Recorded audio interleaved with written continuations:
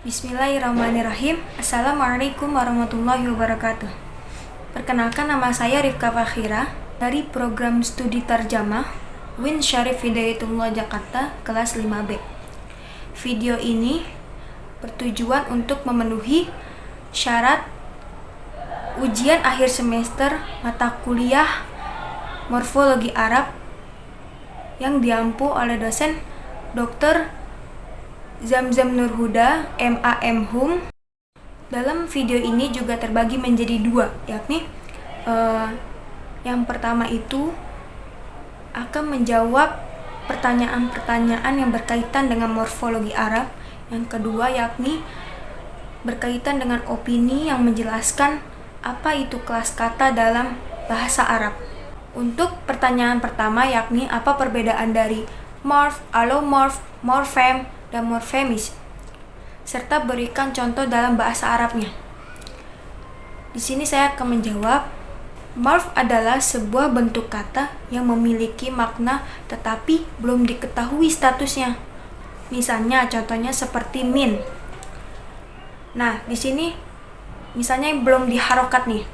Nah, kita kan belum tahu tuh min itu bisa jadi man atau min, jadi itu belum diketahui statusnya, entah itu min atau man. Selanjutnya, morfem adalah bentuk atau satuan bahasa yang terkecil yang sudah diketahui makna atau arti atau dapat membedakan antara makna dan artinya. Contohnya seperti anta.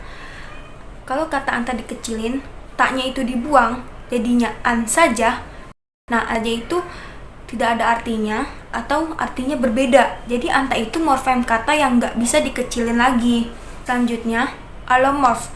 Alomorf adalah realisasi dari sebuah morfem yang memiliki beberapa bentuk. Contohnya misalnya al-qalamu atau al-kurrasatu. Kedua kata tersebut itu tidak beda karena sama-sama diawali alif lam, yakni morfemnya itu sama tetapi dalam pengucapannya itu berbeda. Maka ini disebut alomorf yang direalisasikan pada morfem. Selanjutnya yakni penjelasan tentang morfemis. Morfemis merupakan sistem alamiah yang telah berhasil untuk mengembangkan makna leksem. Dengan demikian, pembentukan kata itu telah memekarkan konsep penutur bahasa untuk mengenal dirinya dan alam sekitarnya. Contohnya seperti yakuluna. Untuk soal yang kedua yakni bagaimana hubungan morfologi dengan ilmu linguistik lainnya, dan serta berikan contoh bahasa Arabnya. Morfologi yang berhubungan dengan ilmu linguistik lainnya diantaranya adalah hubungan morfologi dengan sintaksis. Morfologi dan sintaksis adalah bidang tataran linguistik yang secara tradisional disebut dengan tata bahasa atau gramatika. Di dalam bidang sintaksis muncullah istilah morfosintaksis yang merupakan gabungan dari morfologi dan sintaksis. Sementara sintaksis menyelidiki struktur satuan bahasa yang lebih besar dari kata, mulai dari frase hingga kalimat. Dengan kata lain, sintaksis merupakan studi gramatikal, struktur antar kata atau tegasnya menyelidiki seluk-beluk frase, klausa, kalimat, dan wacana. Jadi kata dalam morfologi merupakan satuan yang paling besar, sedangkan dalam sintaksis merupakan satuan yang paling kecil. Contohnya misalnya Ghasala Muhammadun as-Sauba. Selanjutnya, hubungan morfologi dengan leksikologi. Sama-sama mempelajari arti kata. Perbedaannya ialah bahwa morfologi mempelajari arti yang timbul sebagai akibat peristiwa gramatik atau arti gramatik atau makna, sedangkan leksikologi mempelajari arti yang lebih kurang tetap terkandung pada kata atau yang lazim disebut sebagai arti leksikal. Contohnya pakai, yakni sesuatu yang dikenakan, yang ditubuh, sedangkan pakaian sesuatu yang dipakai seperti baju. Selanjutnya soal nomor 3, ada setidaknya beberapa hal kontrastif antara morfologi bahasa Arab dengan bahasa Indonesia. Sebutkan 5 hal saja dan berikan masing-masing contoh dalam bahasa Indonesia dan bahasa Arab. Jawabannya yakni persamaan isim atau kata benda. Ada beberapa persamaan antara isim bahasa Arab dan kata benda bahasa Indonesia adalah sebagai berikut. 1. Morfologi kedua bahasa ini sama-sama membicarakan seluk-beluk kata dan cara-cara membuatnya. Kedua, isim mempunyai kata mufrad dan jamak, dan begitu pula kata benda, meskipun cara memakannya berbeda. Ketiga, isim isyarah sama dengan kata tunjuk dalam bahasa Indonesia, serta isim domir sama dengan kata ganti dalam bahasa Indonesia, meskipun kata tunjuk dan kata ganti tidak membedakan jenis dan jumlah. Keempat, isim dan kata benda sama-sama mempunyai kata dasar, di mana kata benda dapat dibuat daripadanya dan dari kata lain setelah digabungkan dengan afiks. Kelima, kata ganti orang pertama sama-sama tidak mempunyai musanna. Perbedaannya yakni 1. Kata benda dalam bahasa Indonesia tidak membedakan jenis kata dan jumlahnya, sedangkan isim dalam bahasa Arab sangat memperhatikan. 2.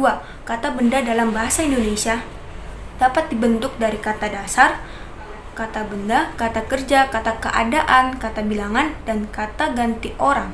Sedangkan dalam bahasa Arab, kata dasar itu mesti masdar, kecuali isim-isim jamid. Selanjutnya, soal nomor 4, yaitu sebutkan partikel-partikel yang masuk ke dalam verba dan nomina dan berikan contoh dalam bahasa Arabnya. Partikel-partikel yang masuk ke dalam nomina itu diantaranya ada partikel preposisi, dan partikel preposisi ini diantaranya ada min, wa ila, wa an, wa ala, wa fi, wa rupa, wa lam, wal kaf, wal ba, dan lain sebagainya. Contohnya adalah fil masjidi. Sedangkan partikel dalam verba itu terdiri dari ada harf nasab dan harf jazm. Harf nasab diantaranya ada an, lan, idan, kai, walamu, kai, dan lain sebagainya. Sedangkan harf jazm itu ada lam, la, dan li. Contohnya misalnya an yaktuba dan lam yaktub. Berikutnya yakni pertanyaan yang terakhir. Apa yang kalian ketahui dengan i'lal? Bagaimana kaidah-kaidahnya? Dan berikan contoh dalam bahasa Arabnya. I'lal yang saya ketahui adalah ilmu tata bahasa Arab yang bertujuan untuk mengubah huruf i'rad seperti waw, alif, dan ya supaya ringan dan mudah dalam pengucapannya. Cara mengubah huruf-huruf i'rad tersebut terkadang dengan cara menukar, memindahkan tanda baca, harokat, syaka, disukunkan, bahkan membuang huruf. Semua cara itu tentu ada kaidahnya masing-masing yang dikenal dengan kaidah i'lal. Contohnya seperti qoma, asalnya bentuknya qawama, huruf waw diganti alif. Alasannya karena huruf i'rad waw tersebut mendapat harokat sedangkan sebelumnya ada huruf yang berharokat fathah. Contoh lain seperti yaqumu, asal bentuknya adalah yaqumu, mengikuti wazan yaf'ulu. Harokat wawu dipindah ke huruf sebelumnya, alasannya karena sebelum wawu ada huruf shahih yang tidak mendapatkan harokat alias sukun dan sebagainya. Yakni banyak sekali kaidah-kaidah i'lal, dan di sini saya hanya menyebutkan 2 saja. Baik, di sini juga saya akan menjelaskan apa itu kelas kata dalam bahasa Arab, atau biasa disebut sebagai aqsamul kalimah, yakni pembagian dari kalam. Kelas kata itu dibagi menjadi 3, yakni yang pertama itu nomina, dalam bahasa Arabnya itu biasa disebut isim. Verba, dalam bahasa Arabnya itu biasa disebut fi'il. Partikel, dalam bahasa Arabnya itu biasa disebut harf atau huruf. Untuk kelas kata yang pertama, di sini saya akan menjelaskan apa itu nomina atau isim, pembagian dari nomina atau isim, dan tanda-tanda nomina atau isim. Penjelasan isim terlebih dahulu. Isim adalah kata yang menunjukkan makna sendiri yang tidak mempunyai zaman. Isim juga yang dimaksud adalah setiap kata yang menunjukkan manusia, hewan, tumbuhan, benda mati, tempat, waktu, sifat, atau makna yang tidak berkaitan dengan waktu. Tanda-tanda isim atau nomina diantaranya adanya tanwin, lalu adanya alif lam, dan adanya huruf jar, dan lain sebagainya yang banyak sekali menyebutkan ciri-ciri nomina atau isim. Selanjutnya, pembagian isim atau nomina. Di antaranya 1. Isim yang berdasarkan jumlah. Di antaranya ada mufrad, tasniyah, dan jamak. Untuk mufrad di sini maksudnya itu yang menunjukkan arti satu, contohnya muslimun. Dan untuk tasniyah itu tuh menunjukkan arti dua. Cirinya ketika rofa itu ani, contoh muslimani. Dan ketika nasab dan jar itu cirinya dengan aini, yakni contohnya muslimaini. Untuk jamak itu terbagi menjadi 3. Ada jamak mudzakkar salim, ada jamak muannats salim, dan jamak taksir. Jamak mudzakkar salim di sini cirinya ketika rofa itu menggunakan una, contohnya muslimuna. Dan ketika nasab dan jar itu cirinya itu menggunakan ina, contohnya muslimina. Kedua yakni jamak muannats salim. Cirinya ketika rofa itu menggunakan atun, contohnya muslimatun. Dan ketika nasab atau jar itu menggunakan atin, contohnya muslimatin. Yang ketiga yakni jamak taksir. Maksudnya jamak yang tidak bisa dikira-kirakan. Pembagian isim yang kedua yakni isim yang berdasarkan jenis. Di antaranya ada mudzakkar dan muannats. Mudzakkar di sini itu yang menunjukkan laki-laki dan muannats di sini yang menunjukkan perempuan. Selanjutnya pembagian isim dari segi keumuman dan kekhususan. Di antaranya ada ma'rifat dan nakirah. Ma'rifat di sini itu artinya khusus dan nakirah ini artinya umum. Jadi ma'rifat itu ada 6 tandanya. Di antaranya isim yang ada alnya, isim domir, isim mausul, isim isyarah, isim alam. Yang terakhir idhofah yang mudhof ilaihnya, isim ma'rifat yang di atas yang telah disebutkan 5 sebelumnya. Dan untuk nakirah maksudnya umum dan ciri-cirinya itu menggunakan tanwin. Pembagian isim dan nomina yang keempat yakni isim dari segi penerimaan tanwin. Di antaranya ada isim munsharif dan isim ghairu munsharif. Isim munsharif adalah bentuk dasar dari semua isim, yaitu yang bisa ditasrif, yakni ciri-ciri isim ini adalah harokat huruf terakhir yang merupakan tanwin. Dan untuk isim ghairu munsharif adalah isim yang tidak dapat ditasrif. Ciri utamanya adalah kata yang tidak diakhiri harokat tanwin.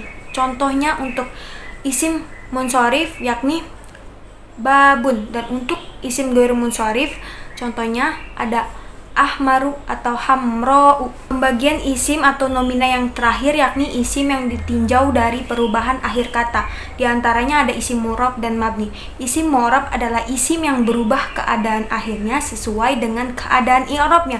Sedangkan isim mabni adalah isim yang tidak berubah harokat akhirnya pada semua keadaan i'rab. Contoh untuk isim mu'rab yakni al-kitabu jadidun. Dan untuk isim mabni contohnya hadhihi madrasatun.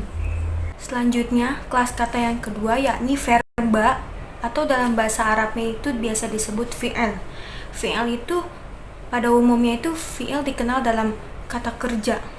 Adapun fi'il adalah kata yang menunjukkan suatu makna pada waktu tertentu dari 3 waktu.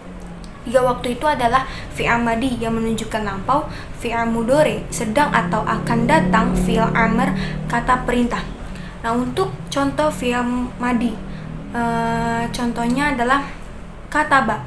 Dan untuk contoh dari fi'il mudhari yakni yaktubu, dan untuk contoh fi'il amr yakni uktub. Selanjutnya yakni tanda-tanda dari fi'il atau verba. Yang pertama, dapat bersambungnya dengan tafa'il. Contohnya adalah kata betu. Yang kedua yakni dapat diawali dan diakhiri dengan tak tanis. Contohnya seperti kata bats atau yaktubu. Dan yang ketiga dapat bersambungnya dengan ya mukhatabah. Contohnya ushkuri. Tanda-tanda fi'il yang keempat yakni dapat bersambungnya dengan nun taukid. Contohnya layak tubunna.